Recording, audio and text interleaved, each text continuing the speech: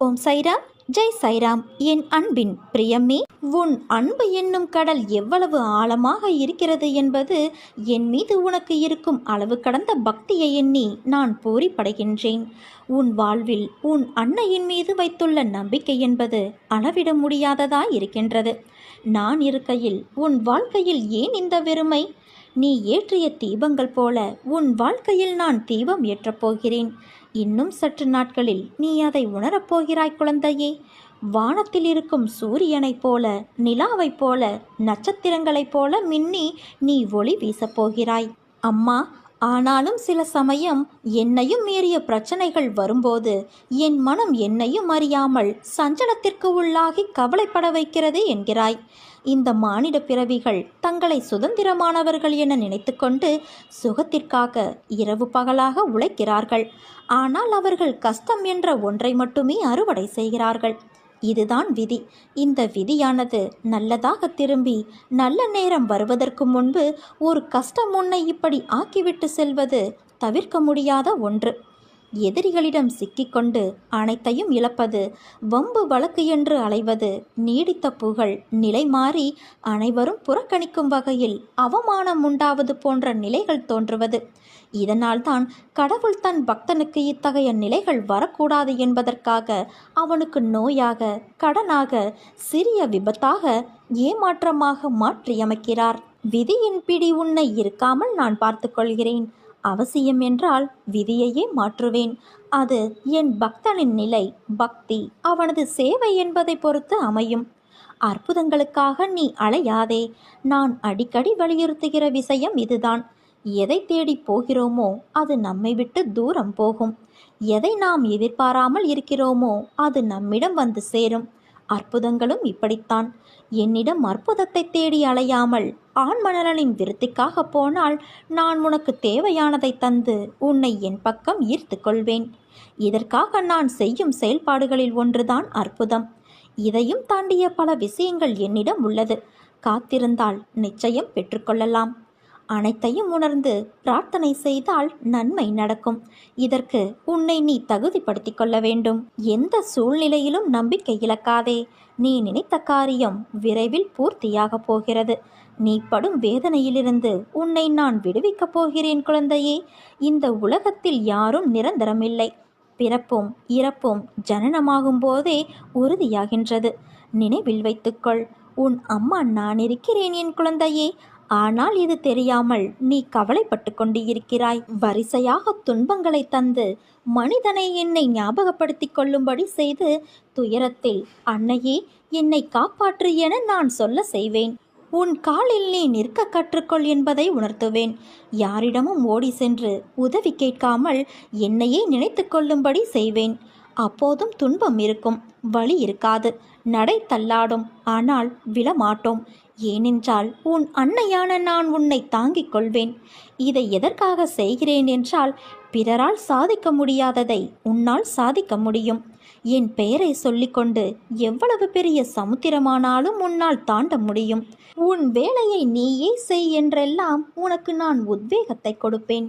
அடிக்கடி நான் சொல்வது ஒன்றுதான் என் குழந்தையே. விரைவில் நீ உயர்ந்த நிலைக்கு வரப்போகிறாய். என்னை சரணாகதியடைந்தால் நான் உன்னை பாதுகாப்பேன். கவலைப்படுவதன் மூலம் இங்கு எதையும் மாற்ற முடியாது. ஆனால் என் மீது நீ நம்பிக்கை வைப்பதன் மூலம் எதுவும் மாறலாம். உன் வாழ்க்கையில் நான் எப்படி எல்லாவற்றையும் திருப்புகிறேன் என்று இப்போது பார். நீயே ஆச்சரியப்படுவாய். அனைத்து மகிழ்ச்சியோடும் உனக்கு ஒரு புதிய ஆரம்பம் கிடைக்கும். துன்பத்திலிருந்து உனக்கு விடுதலை கிடைக்கப் போகிறது குழந்தையே. 21 நாட்களில் நீ நன்மை அடையப் போகிறாய். வாழ்க்கையில் நீ தேடும் ஒன்று உன்னை விட்டு தள்ளி செல்கிறது என்று யோசிக்கிறாயா? உன் பிரச்சனைகள் என்னவென்று நீ சொன்னால்தான் எனக்கு தெரியுமா என்ன? உனக்குள்ளேதான் நான் இருக்கின்றேன். நான் உனக்கு புலப்படவில்லையா? என்னை நீ மறந்து விட்டாய் என்றும் உதாசீனப்படுத்தி விட்டாய் என்றும் நான் கூறவில்லை. அவ்வாறு நீ செய்யவும் மாட்டாய். ஆனால் என்னிடம் பேசும்போது நடந்து முடிந்த கஷ்டத்தை பற்றிய புலம்பலை மட்டுமே நீ கூறுகிறாய். நான் உன்னிடத்தில் புலம்பக்கூடாதா என்றுதானே உன் மனதில் கேள்வி எழுகிறது. நான் உன்னிடம் அப்படி கூறுவேனா? முடிந்ததை புலம்பி நீ என்ன சாதித்தாய்? அதைத்தான் உன்னிடத்தில் நான் சொல்ல வருகின்றேன். என் துணை எப்போதும் உனக்கு இருக்கும். நீ தன்னம்பிக்கையோடு இருக்க வேண்டும்.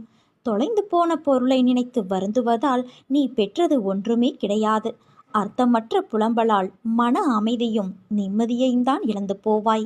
அதற்கு நீ அடுத்து என்ன செய்ய வேண்டும், எனக்கு வழிகாட்டுங்கள் என விழிப்போடும் தன்னம்பிக்கையோடும் என்னிடத்தில் வர வேண்டும் என்றுதான் சொல்கின்றேன். நீ நினைத்ததை விட அதிகமாக ஜெயிப்பாய். அதனால் நீ எதற்கும் பயப்படாதே, கலங்காதே. உன்னில் நிச்சயம் வெற்றி என்ற தீபத்தை நான் ஏற்றுவேன். வாழ்வில் நடைபெறுவது எல்லாம் உனக்கு எதிராகத்தான் இருக்கிறதே என்று கவலை கொள்ளாதே. எதற்குமே ஒரு முடிவு உண்டு. என்னை நம்பியவர்களை நான் என்றும் கைவிடுவது இல்லை.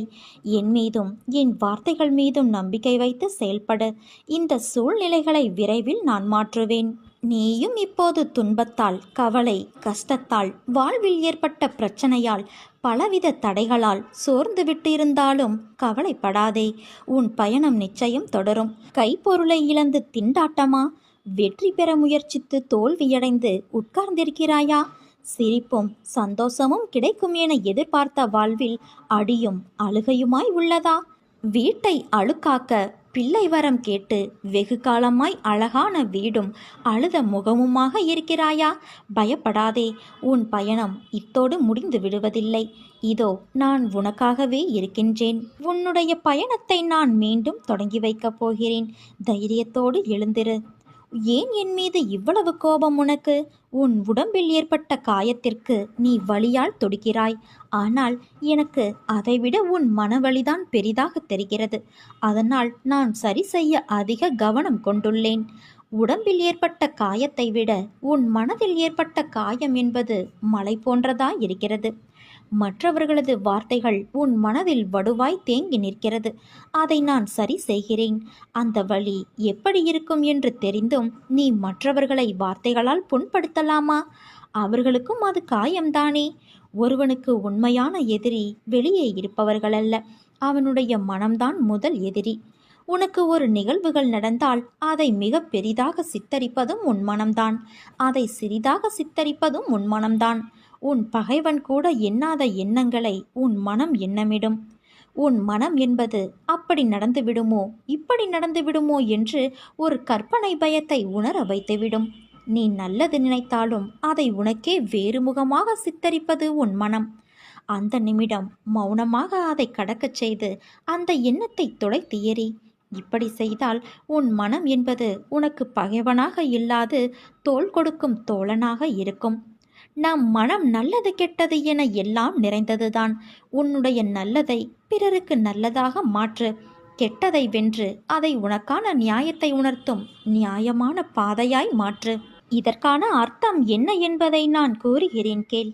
தீயில் கையை நீட்டினால் சுடும் என்பதை அறிந்து நீ கையை தள்ளி வைத்தாய் என்றால் அதை புரிந்து நீ நடந்தாய் என்பது அர்த்தம்.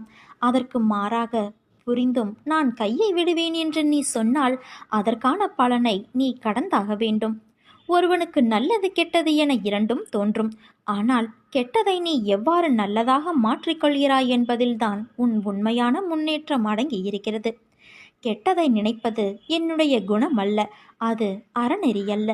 நான் வணங்கும் தெய்வம் எனக்கு அப்படி புகட்டவில்லை என்று நீ நினைத்தால் உன்னிடம் தோன்றும் எல்லாமே நல்லதாக மாறும். நீ என் பிள்ளையாகிவிட்டாய். உன்னில் இருக்கும் அனைத்துமே அறநெறிக்கு உட்பட்டதாக நீதி பாதையிலும் உலக நியதியிலும் வாழ வைக்கப் போகிறேன். உன்னிடம் உனக்கே பிடிக்காத குணங்களை நீ உணர்ந்திருப்பாய். அதை நெறிப்படுத்தி எது நல்லது என்பதை உன் அறிவு அதை உணர வேண்டும் என்பதற்காகவே சில நிகழ்வுகளை உனக்கு நிகழ்த்தியுள்ளேன். அதனால் பயப்படாதே குழந்தையே. உன்னை நல்ல பாதையை பின்பற்ற வைப்பது என் கடமை. அதில்தான் எனக்கு ஆனந்தமும் கூட.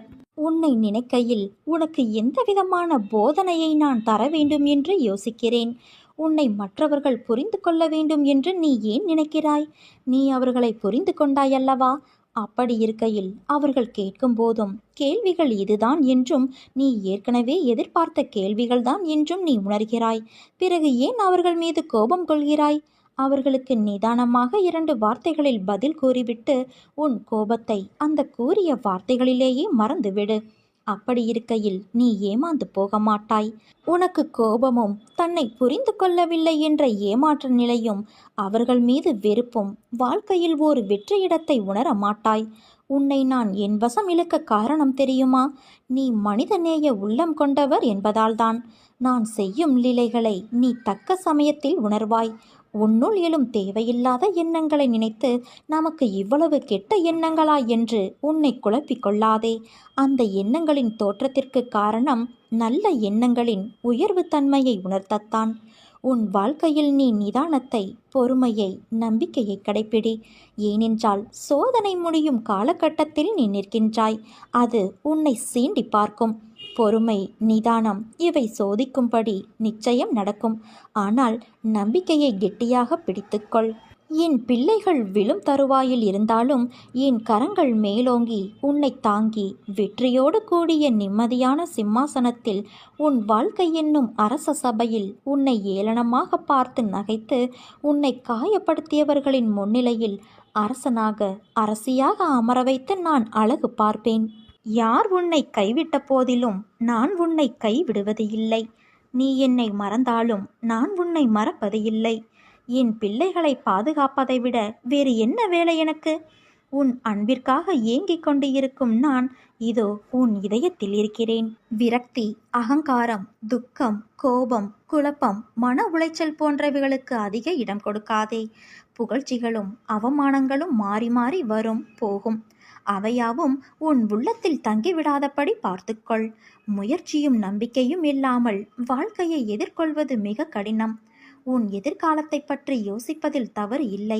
ஆனால் நீ அதையே சிந்தித்து கொண்டு தற்போதுள்ள சூழ்நிலையில் கவனமாக செயல்படாமல் நிலைமையை சிக்கலாக்கிக் கொள்கிறாய். வீணான கவலை எந்த விதத்திலும் பலன் தராது. கலங்காதே குழந்தையே, எல்லாம் நன்மைக்கே என்று எடுத்துக்கொள். என்னுடைய குழந்தைக்கு எது நன்மையோ அதை மட்டுமே நான் அளிப்பேன். கைகூட வேண்டிய செயல்கள் தாமதமானாலும் தப்பாமல் உனக்கு வேண்டிய நல்லது நிச்சயம் கிடைக்கும், நிச்சயம் நடக்கும். உனக்கு எல்லா சூழ்நிலைகளிலும் நான் துணை நிற்பேன். என் வார்த்தைகள் மீது நம்பிக்கை வைத்து செயல்படு. மீதியை நான் பார்த்து கொள்கிறேன். இனி உனக்கு நல்லதே நடக்கப் போகிறது என் குழந்தையே. சிலருக்கு உன்னை பிடிக்கவில்லை, உன் வார்த்தையை மதிக்கவில்லை. எங்கு சென்றாலும் அவமானம் ஏற்படுகிறது என்றால் முதலில் நீ தெரிந்து கொள், அதீத நல்லவனாய் நீ இருக்கிறாய் என்று. உன் அன்பான மனதிற்கு ஒரு குறையும் வராது. உன்னை நான் சந்தித்தே தீருவேன். உனக்கு ஒரு வரம் ஒன்றும் தரப்போகிறேன். அதற்காகத்தான் இன்று உன் வீடு தேடி வந்து கொண்டு இருக்கிறேன். என்னை உணர்ந்து கொண்டு என்னை உள்ளே அழைத்து செல் என் தங்கமே. உனக்கான ஒன்று உன்னை தேடி வரும் காலம் வந்துவிட்டது. இனி உனக்கு வசந்த காலமே. என்னை தன்னுடைய ஜீவ பிராணனை விட எவர் அதிகமாக நேசிக்கிறாரோ அவரே எனக்கு வேண்டும். அப்பேற்பட்டவருக்கு அவர் 1 மடங்கு கொடுத்தால் நான் 100 மடங்காக திருப்பி அளிப்பேன். தைரியமாக நம்பிக்கையோடு செயல்படு. இந்த வயதில் உழைக்காமல் வேறு எந்த வயதில் உழைக்கப் போகிறாய்? சோர்வு, தோல்வி இவை அனைத்தையும் தூக்கி எறி. அதனால் வார்த்தையை பேசும்போது ஒவ்வொரு வார்த்தையும் யோசித்து பேசு. உன்னை கோபப்படுத்தும் சூழ்நிலை வந்தாலும் அமைதியாக இரு. கோபத்தில் பொறுமையையும் நிதானத்தையும் இழக்காதே. அமைதியாக செல்வது என்பது தோற்பது என்று கருதாதே. தோற்பது முக்கியமில்லை, இறுதியில் யார் நிறைவடைகிறார்கள் என்பதுதான் முக்கியம். உனக்கு பிடிக்காத விஷயங்கள் நடந்தால் அந்த ஒரு நிமிடம் என் நாமத்தை மட்டும் உச்சரி. என்னை உன் நினைவில் கொண்டு வா. மற்றவற்றை நான் பார்த்து கொள்கிறேன். நீ உன்னில் பார்க்கும் அனைத்துமாய், அகிலத்தின் ரூபமாய் உனக்கு உன் சாய் தேவா நான் இருப்பேன். வாழ்க்கையில் நீ பேசும், செய்யும் காரியங்களை கவனமாக செய்ய வேண்டும். நீ ஒன்று நினைத்திருப்பாய், ஆனால் அதை புரிந்தவர்கள் அதே கோணத்தில் அதே போலத்தான் புரிந்து கொண்டு இருப்பார்கள் என்பது இல்லை. என்றைக்கும் பேசுவதற்கு முன்னர் கவனமாக யோசித்து பேசு. அந்த வார்த்தைகளில் கணக்கு உன் வாழ்க்கையின் கணக்கில் 2ஆய் ஏற்படும் சூழல் உருவாகும். உன் சொற்களுக்கு நீதான் பொறுப்பு. ஒரு முறை கூறிவிட்டால் அதை மாற்ற முடியாது. அதனால் பேசும்போது கவனமாக பேசு. வாழ்க்கையில் இறப்பு ஒன்றுதான் முடிவு என்று செய்யாதே. உன்னை சுற்றி 1000 துர்நாற்றங்கள் வீசலாம், ஆனால் அது சகித்து போக சொல்லவில்லை. அதை எதிர்த்து உன்னால் மூச்சை நேராக சுவாசிக்க முடியும் அல்லவா? வாழ்க்கையில்தான் லட்சியங்களும் பாதைகளுமே தவிர லட்சியங்களும் பாதைகளும் வாழ்க்கையாகாது. வாழ்வதற்கான தேடல்தான் இந்த குறிக்கோள்கள், ஓட்டம் எல்லாம். இதைத்தான் வாழ்க்கை என்று என் பிள்ளைகள் நீ எண்ணுகிறார்களே, ஆத்மாவை காயப்படுத்தும் எந்த உரிமையும் மற்றொரு ஆத்மாவிற்கு இவ்வுலகில் கொடுக்கப்படவில்லை. அப்படி இருக்கையில் உன் ஆத்மாவை காயப்படுத்துவதற்கு காரணமான அனைத்தையும் எப்படி நான் பந்தாடுகிறேன் என்று பார். இனிமேலாவது எல்லாவற்றையும் நிதானமாக யோசித்து முடிவு செய். பிறப்பதற்கு உன் அனுமதியை கேட்டு நான் உன்னை பிறக்கச் செய்யவில்லை. இறப்பு என்பதும் அப்படித்தான். நீயாக எதையும் எந்த முடிவுக்கும் வராதே. தாமதமானாலும் காலம் நியதியை கொடுக்கும். அன்று உன்னை தாழ்வு பெற செய்தவர்கள் உன் உயர்நிலையை நிமிர்ந்து பார்க்கக்கூட முடியாத நிலையில் இருப்பார்கள். எல்லாம் நன்மைக்கே. விரைவில் புதிய அத்தியாயம் உன் வாழ்வில் நடைபெறும். காத்து கொண்டு இரு. உனக்கு பிடித்த ஒன்றை நான் தரப்போகின்றேன். ஆனால் அதற்கு முன் உனக்கு இந்த அழுகையும் கலக்கமும் ஏன்? உனக்கான சோதனை காலம் அனைத்தும் முடிந்துவிட்டது. உன்னால் ஆலயம் வர முடியவில்லை என்றாலும் ஒரு நிமிடம் நீ நினைத்தாலும் உன் அருகில் நான் வருவேன்.